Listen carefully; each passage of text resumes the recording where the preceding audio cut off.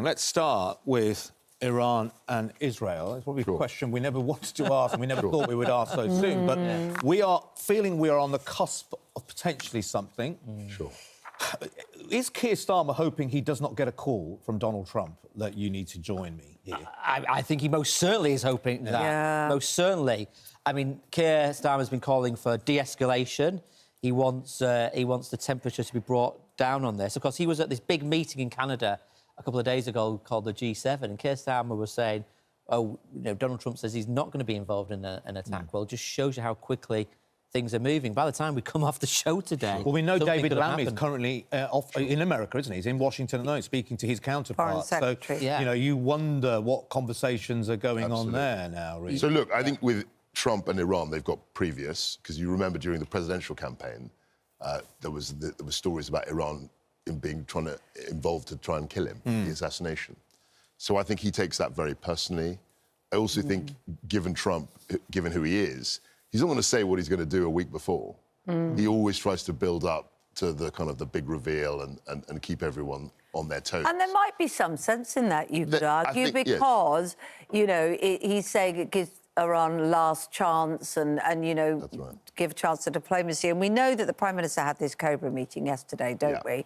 We understand, but don't know, that the questions they were looking at, which Britain hasn't yet been asked to do, is the Chagos Islands, which we've talked so much about for different reasons. Isn't it, which the US, so the Diego Garcia base, which America might ask us, we own it. The US, it's the US base, though. Might ask us to use as a staging point and also potentially refuelling in Cyprus. People here will be thinking, oh, my goodness, the last thing is we want to be dragged into any kind of war. That's right. For heaven's sake, Labour in Iraq was not a good experience for the Prime Minister, was it? But would this sort of action, how would that place us in the situation? I mean, this is why it's such a dilemma for the government, because, look, we all know the history, Iraq, Afghanistan, Libya. These things are not straightforward, to say the least. They don't end quickly either, do they? Indeed. You get sucked into a quagmire. Equally, right, we also know that Iran is a very, very brutal regime, which, if it did get its hands on a nuclear weapon, does threaten Western countries and threatens stability in that part of the world. But equally, if we use our bases, then we become targets for Iran. So this is why, I mean, you know, I'm very disappointed I'm not a minister, not a cabinet minister, but sometimes, you know, I don't envy my colleagues who are grappling with this right now at the very top of the worst thing for a British cabinet, particularly for a Prime Minister, is the Americans just acting on their own, which they often do, without any consultation. And then once they've done whatever they want to do, we have to sort of pick up the pieces and say they were right to do X, Y, and Z, because it's very difficult. Well, do you mean if they were to take sort of unilateral action and not ask our permission, that's the worst thing to do? Because in a way, some people might be thinking, well, actually, America, if you want to do this, get on with it and leave us out of it. You don't mean that, do you? No, but the problem is once they've done whatever they want to do, almost always we have to back them up. It's very rare that we say, actually, you've done this, that was the wrong thing to do. Publicly, we have to support them, and that's because we haven't had any choice in deciding what to do. No. But once it's done, we often have to defend it. We're also forgetting here, I mean, the responsibility, surely, a lot of people will say, is on Benjamin Netanyahu. He started this particular phase. You know, he chose this. Only a few months ago, the Director of National Intelligence in the USA, Tulsi Gabbard, at the end of March, categorically said that there was no nuclear weapons coming out of Iran, and she named the Supreme Leader. And we know that the Director General of the International Atomic Energy Agency, Rafael Grossi, said this week there was no evidence of a systematic effort for Iran to build any kind of nuclear weapon programme. But yet it's Netanyahu decided to go through with this. Has he sort of dragged America into this, and by doing so dragged the UK? No, but he wouldn't, Adel, he would not have done that without American... No, sure. So. Do you know what I mean? It's not like he's acting on his own without any reference to what's going on in Washington. He would have definitely consulted them. And actually, we know that because there was more activity around the Pentagon. But the worry... But, you know, you mention Israel is key to this, but not. But it's interesting, isn't it, on the front page of The Sun, war of the words, looking at the words from both Trump and the Supreme Leader, going back and forth. no mention of Israel at all. No. It's become about Iran and the US.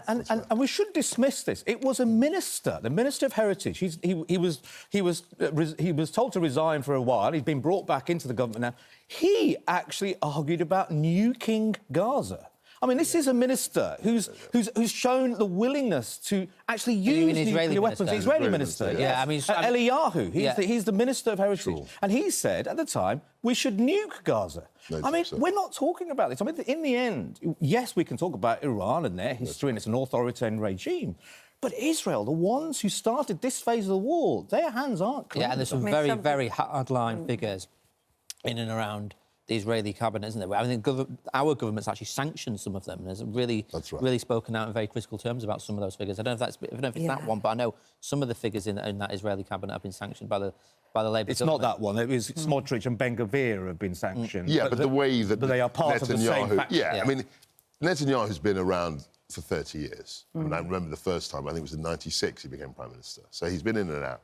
And this time he's formed a very right-wing coalition.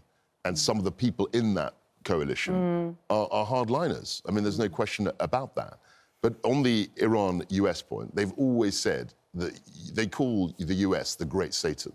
That's always been this regime that's been in Iran for 46 years. The Great Satan is America. They've always had America as their great enemy. And on that, there's a lot of words, a lot of talk, frightening talk about war. Not much we're hearing about the political process of this. You know, would America be thinking they wanted regime change? Does this talk rally the people of Iran around the current regime?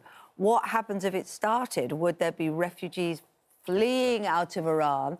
And what about British citizens in Israel? America is talking about evacuation. Currently, we're not. You know, there's a lot of detail, isn't there, of the reality of what might come next, which is just not part of the debate. No, that's absolutely right. And that I think is why, to be fair, the government is talking about de-escalation. Yeah. Let's cool things down here, because we all know what happens when with these wars in this part of the world and the implications in all the different directions which you've outlined. And look, I mean, Trump is also saying to them, you know, I mean, he's using very Trumpian language, surrender and so on, but he's clearly trying to put the pressure on them to see if they can come to the table in some way to avoid going in here with bombing them. But it's a very fast-moving situation. And this is a president who said, I'm going to be a president of peace. And his own supporters, the MAGA, the Make America Great Again, is massively divided. Some feeling like being betrayed by Trump, others saying go for it. Yeah, some of his big supporters are. I mean, in the US, he's a very famous sort of ex-Fox News presenter. Is he called Tucker Carlson? I think. Yes. I mean, he's a big name over there. I mean, he's very critical of all of this, and he's one of the biggest Trump supporters. So I'm not sure Trump is actually going to go ahead with his threats to do anything. I think there's a lot of bluster, and I think you're quite right that a lot of his base like him because he's not going to get involved in foreign wars. So I think he's conflicted. Well, I'm sure we'll be coming back to this story. Oh, we will. Unfortunately, I think probably we will, between now and the end of the show. All eyes on Donald Trump at the moment. But let's move on. Let's talk about this the grooming story that's come out this week. And of course, Baroness Casey has announced this statutory national inquiry into general sexual abuse in all kinds of areas, but also looking at these grooming cases that are taking place in some towns in the north. The Telegraph reports this morning that Pakistan is refusing to take back the two ringleaders of the Rochdale grooming scandal after they renounced their citizenship, even though they lost a deportation appeal in 2018. That's an interesting, wasn't it? Because I think a lot of people would agree that, yes, if you've got that dual citizenship or if you weren't never a British citizen, you know, whatever the situation is, that, yes, you should be deported. But if a country then says, well, we don't want them, what happens then? Yeah, this is a really interesting case in as much as... So this is at the other end. So everybody here will be thinking, you know, if they've lost their case, then why can't these people be deported? But it's the country at the other end is refusing them. Look, the only way you can ever resolve this is trying to get some sort of international agreements around it. But funnily enough, you do often get this. I mean, not necessarily related to people who've committed these very disgusting, heinous crimes, but you do sometimes get it when our country tries to return people to their country of origin, but because they don't have the necessary paperwork, sometimes you get the country of origin saying, well, I mean, you can't prove that. You can't prove that. In the case of these two, Qari Abdul Rauf and Adil Khan, who were jailed in 2012, their British citizenship was revoked by the government at the time, quite rightly. Many people agree with that. But then they chose to then renounce their own Pakistan citizenship. Now, that is the thing. Makes it difficult. Yeah. To my sense, just to my gut, I'm looking at the situation, I think Pakistan are trying to do a deal. OK, so they're saying, we're not going to take them. And the subtext is, so what are you going to do for us in order to take them? Yeah. It seems to me they're trying to set up. But then don't forget, we've been on the other side of this with Shamima Begum. We've said to Shamima Begum, we no longer want you back. But I don't think we were trying to do and she wasn't even tried in a British court. And I think that was very politically driven. My sense with this situation is that they want to enter into discussion. Just quickly, I'm really keen to talk just on the grooming inquiry generally. I mean, I was one of my very first documentaries I ever did back in 2011 was on the grooming story. Right. I mean, as lots of what we always have to remember with these kind of stories is that when we hear the word Pakistan on the news, Pakistani, it's very rare we hear Pakistan, and it has negative connotations. There'll be lots of Pakistani people will be really worried about this, of how it's going to affect us as a community. You're looking at me now. I'm a 51-year-old Pakistani man. If I walk down the street with a white girl, are people looking at me in a different way? You know. And so when I did this documentary in 2011, it was a time when the far right were jumping on this. So I thought, well, I've got to do something. And I spoke to the BBC, and they were worried. Oh, do you really want to go in this? I remember speaking to Andrew Norfolk a lot, and Andrew was really pleased that we were doing it. Andrew, because it needs somebody from the community to do something. Andrew Norfolk was the Times investigative reporter who did incredible work. And he only died, sadly passed away last month. An amazing man. I worked very closely with him. Now, the thing is that it's not been mentioned very much, and I know Baroness Casey goes into the report, is that first of all, she says, look, there's not enough data. Only 34% of suspects' ethnicity was ever recorded. So she says, feels that was a failing and that is a failing of the government. So she's, look, before we make any presumptions, we need to get more data, and then let's make the presumptions. She suspects that, look, in certain areas, there will be a disproportion of Pakistani men. And what she has said in an interview recently, she said that, well, yesterday, I heard, she said they're going to look into religious and cultural issues. Now, I did that in my documentary, and it's really difficult to do. We looked into aspects of what we spoke to imams about unhealthy attitudes to sex within those societies. The question is, should we be looking at that throughout all forms of sexual abuse? If they're going to do that within the Pakistani community, look at the church, for example. Think about male hierarchy in the church. Do we need to start looking at cultural and religious aspects in all groups, not just in the Pakistani community? And that's the sort of concern I have. So, look, I think you've got to have a broad lens and look at all these sexual crimes, particularly against children. But there was an issue with certain communities. And I think one of the problems we had was that people in officialdom, in government, in local government, were afraid to address those issues. And the problem with that is that it looks like a cover-up. And it makes worse. Yes. It makes worse. Well, you hand a gift to the rapist. Right. Exactly right. Yeah. I mean, I think crimes are committed by people, and I don't look at their ethnicity or their cultural background. But if you try and, play that down, people actually are more conscious about it. And I think that's the problem. I think people should have been very honest about this right from the start. The government got to be responsible for not doing the research properly at the time. Definitely. And I was in government at the time. I was a backbencher in 2011. But, there were always sensitivities around this. And you can understand why ministers and officials and people in government were nervous about it. But I think they were wrong, if they did cover up, they were wrong to do that. Yeah, and I think yes, to answer your question, absolutely. I think transparency is always the best approach. And you've got to be, at the forefront of your mind has always got to be the victims. And what makes me so angry about this is that again and again and again, whenever, and we've talked on the show about different kinds of abuses which always come along, why is it always children, let's be honest, from working class backgrounds, who get ignored by bureaucracies, by officials, whose views are always dismissed. It's always the case when you look at any of these scandals, whether it's Jimmy Savile scandals or these particularly awful cases or whatever it is, it's always working class kids who are ignored. So they've got to be at the forefront of this. All of these issues do need to be looked at, also but sensitively and appropriately. Jonathan is absolutely right. The kids don't have a voice. So the whole thing is set up in a way that adults doing things to children. And that's when people say that you have to start taking seriously the victims, don't you, in all of this? Absolutely right. We've got Priti Patel, former Home Secretary, now Shadow Foreign Secretary, on the programme later. I'm sure we'll talk to her more about her time in that as well. Want to talk benefits, as we've got a former Chancellor, benefits and money, and a former Shadow Worker Pension Secretary that's your here. thing. There you go, money and benefits. Here we go. Daily Mail and the Daily Mirror both have this on the front page, taking, I guess you would say, within their party lines an approach.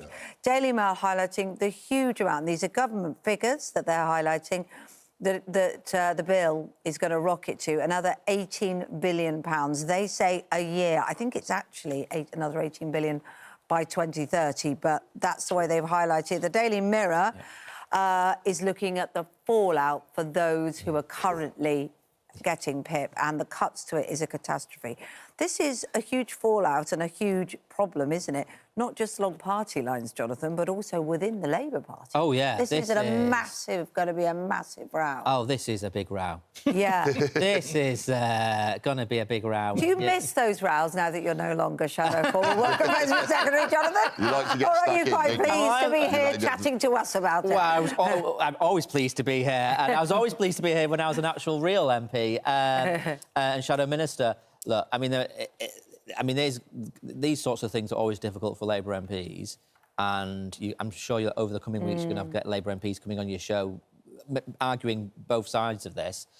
There's two problems here which the government are trying to deal with. Because of the structure of universal credit and the way in which some of these benefits have operated in recent years, particularly since the pandemic, huge numbers have moved on to these benefits, which is why the bill is getting so big. And the government is saying, look, if you're out of work for reasons of depression or stress and anxiety and things like that, actually getting the routine of a job may actually be better for you. So we need to support you finding a job. And actually, one thing the Mirror highlights is the PIP is vital for people working. Yeah. I mean, it's not to sit at home. No, even if you know, if you have to sit at home because you're disabled and in a serious position, you shouldn't be blamed for that either, because I'm sure you don't want to do that. But this allows people to have independence to get it. But look, let me just say this, but the key thing, but the government has got to show that there are good jobs available. And at the moment, the government is talking about more packages to support people into employment, fixing the way the job centres operate, and all of that, which is good stuff. But I think for them to get their changes through, they've got to show that they've got a plan to get the problem is more jobs. fundamental. We've got a welfare bill, we've got a public spending bill that is going up faster than the tax revenues. Indeed, and that's in. why these cuts are coming in crazy. But the problem is Liz Kendall, current Worker Pension Secretary, went to the Commons yesterday to say, I'm going to make cuts. But actually, when you look at the figures, it's nowhere near enough. No. And yet the individuals might well be suffering. It's going up hugely. But that's what's going to set up, and we're going to talk about this, I'm sure, on the show in the next few months. It'll set up for tax rises in the autumn budget. That's what, when I read a story like that, I'm thinking, well, how are they going to get the money? And the flip side of this is higher taxes. And we know they tried to cut the bill because that was what the winter fuel payment we discussed for months. That was all about trying to save money. And then they reversed that, and they've got to find the money elsewhere. Shall we talk about the refugee crisis? Good Morning Britain has been told that some migrants/refugees attempting to cross the English Channel in small boats are asking, this is extraordinary, asking the French Coast Guard to escort them into UK waters. The allegation comes as French government promises to do more to stop the illegal crossings by intercepting boats already at the sea. The Mail is now suggesting that French authorities might enter the Channel waters up to 300 yards or something to try and make some arrests. I mean, to try and stop them, not to try and encourage them. To try and stop them. That's right. Yeah, but this is really getting out of hand now. I mean, 2,222 arrivals over the 7 days. We worked that out to be an average of one migrant reaching Britain every 4.5 minutes. This is not getting any better in terms of less numbers. This is going to be a bigger problem. And Jonathan earlier in his report spoke to an Iranian refugee. Coincidentally, he was an Iranian refugee. But we may see much more of them. 90 million people in Iran. We may have to, some of them might want to get out of it if there's more bombing. I mean, this is a real big problem. Well, it's a huge political problem for the government. And it does make people's blood boil, not because people are inhumane but because it's a sense of fairness. Yeah, they think there are people arriving whose asylum status is questionable, and you know, I think everyone accepts that refugees who are fleeing persecution, you know, we've always been a safe haven, but it's where people think that they are just they're gaming but the the problem system. is, Jonathan, we don't have enough schemes and what the government describes safe and legal routes for people to come. We had to put a scheme together for Ukrainians. Now, if you're in Iran at the moment, you can't just walk into an embassy in Tehran and apply for asylum. And this is, you know, very much on our watch. Politicians overpromised on this. I mean, when Rishi Sunak said, "I'm going to stop the boats," I mean, everyone knew that he was not going to do that. Impossible. And he had to have a scheme to sort the problem. But to say stop the boats as a slogan and then, you know, for the migrants to come... Should have been, I'm going to stop some of the boats. Well, he should have had it. I mean, you laugh about that. I know what you're you setting mean. up impossible expectations. But and you've got to have practical solutions to the problem. But do you believe that if there were more schemes and legal routes in Afghanistan, there is one, but some say it's very small, in Iraq and where there's areas...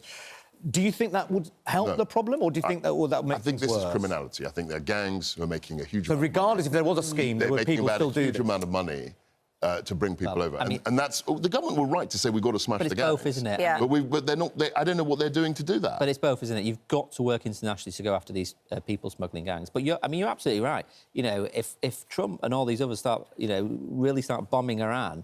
That is going to push a whole load of people out of that country. Yeah, and they're going to head to Europe. A lot of Iranians have a connection with Britain. They'll have family here, speak English. You know, when we were in Parliament, the two things that happened, getting rid of Gaddafi really exacerbated the problem in terms of the migrants. Not that I supported Gaddafi, but when he was removed, that was a big problem. Yeah, I know. And then when the regime collapses, that's right. People There's are trying no to order. escape. And who could blame them? Can I just have a very quick word about it? Because with travel of a different sort, people going on a holiday, about rabies, unbelievably. Did you see this extraordinary story about the poor woman, Yvonne Ford? She was scratched very slightly by a stray dog whilst on holiday in February, that long ago, in Morocco. Wasn't even particularly unwell at the time, didn't seem to be infected. 2 weeks ago, started to feel very unwell, has now passed away. It's shocking. I mean, I haven't heard... Yvonne Ford from Barnsley, yeah. Just awful, really. But it's made people very conscious, because rabies is something we don't think about very much anymore. Now we have we used to talk about it 30 years ago. All the time, past, yeah. And it was a sort of big thing, and we thought we'd essentially stopped it. But it was a very shocking story. It's astonishing, isn't it? It is astonishing. I mean, what the doctor's saying, if I can do my Dr. Hillary moment for a bit, is that make sure you get an inoculation, but also if you have any kind of scratch from any kind of wild animal or animal abroad, get treatment straight away, because then it can be stopped and you can be saved, Jonathan Kwasi, you'll be back later, and there'll be a lot to report on. They'll be raving about the news by then. Don't you worry about that. But thank you very much indeed. Thank you.